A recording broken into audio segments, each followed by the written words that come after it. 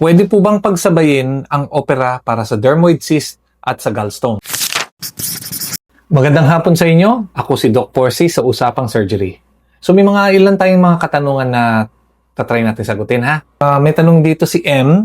Sabi niya, Doc, pwede po bang pagsabayin ang opera para sa dermoid cyst at sa gallstone? Pwede po yun.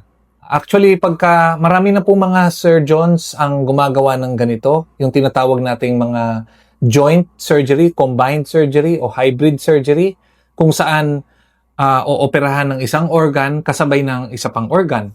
Ang dermoid cyst ay isang lesion o sakit na nakikita sa ovaryo ng isang babae.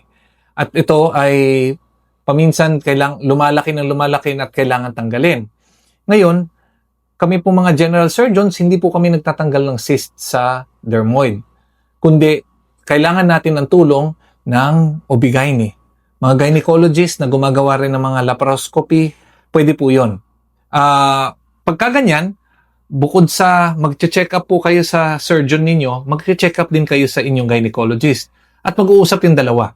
Pag nag-usap sila at na-determine na ito na talaga yung panahon para mag-opera, doon po tayo magpa-plan ng operation. Pagka mag-opera tayo nito, meron po kasing tamang paggawa ng hiwa. Ang ating gallbladder po kasi ay nasa taas banda, malapit sa ribs, at ang ating mga ovaryo o mga ovaryo ng mga babae ay nasa baba, nandun po sa pelvis, sa may bewang, balakang. Kung ganun po, yung pagposisyon ng pasyente, yung posisyon ng mga equipment, importante pong pinag-uusapan yan. At yan po ang kahalagahan ng training namin. So, hanapin niyo po ang FPSGS sa mga general surgeons at ng FPOGS para sa mga OB-GYN. Lapitan niyo po sila kung ikaw ay may mga ganyang concern.